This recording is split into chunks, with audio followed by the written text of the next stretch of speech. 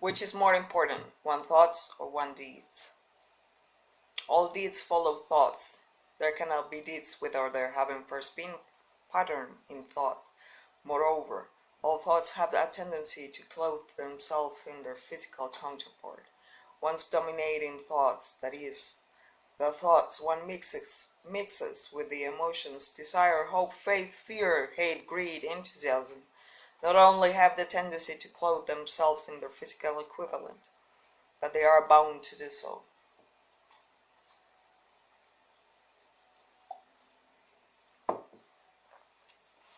That reminds me to ask you to tell me more about yourself. Where, in addition to the minds of people, do you dwell and operate? I operate wherever there is something I can control and appropriate. I have already told you I am the negative portion of the electron of matter. I am the explosion in lightning. I am the pain in disease and physical suffering. I am the unseen general in warfare. I am the unknown commissioner of poverty and famine. I am the executioner extraordinary at death. I am the inspirer of lust after the flesh. I am the creator of jealousy and envy and greed.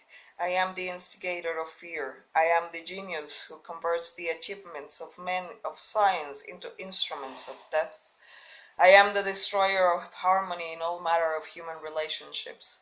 I am the antithesis of justice.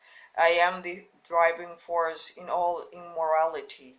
I am the stalemate of all good. I am anxiety, suspense, superstition, and insanity. I am the destroyer of hope and faith. I am the inspirer of destructive gossip and scandal. I am the discourager of free and independent thought. In brief, I am the creator of all forms of human misery, the instigator of discouragement and disappointment. And you do not call that cold and cruel? I call that definite and dependable. The world depression broke up the habits of men everywhere and redistributed the source of opportunity in all walks of life on an unprecedented scale. The drifter's pet alibi, with which he tries to explain away his undesirable position, in his cry that the world has run dry of opportunities. Non-drifters do not wait for opportunity to be placed in their way. They create opportunity to fit their desires and demands of life.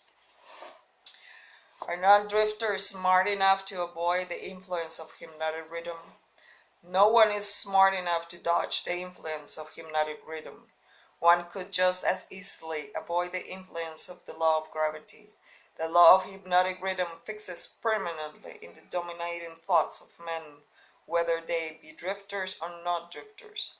There is no reason why a non-drifter will want to avoid the influence of hypnotic rhythm, because that law is favorable to him.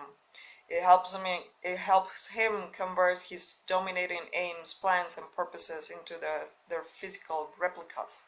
It fixes his habits of thought and makes them permanent. Only the drifter will wish to dodge the influence of hypnotic rhythm. For the better portion of my adult life, I have been a drifter. How did I manage to escape being swept into the whirlpool of hypnotic rhythm? You haven't escaped.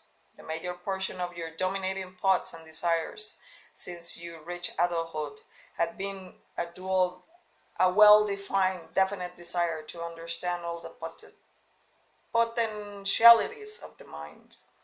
You may have drifted on thoughts of lesser importance, but you did not drift in connection with this desire. Because you did not drift, you are now recording a document which gives you exactly what your dominating thoughts demanded of life. Why doesn't your opposition use hypnotic rhythm to make permanent one's higher thoughts and nobler deeds? Why does your opposition permit that you use this stupendous force as a means of entangling people in a web of evil, spun by their own thoughts and deeds?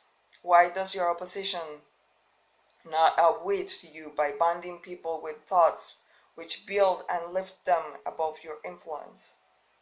The law of hypnotic rhythm is available to all who will use it. I will make use of it more effectively than does my opposition, because I offer people more attractive bribes to think my sort of thoughts and indulge in my sort of deeds. In other words, you control people by making negative thinking and destructive deeds pleasing to them. Is that correct? That is the idea. Exactly.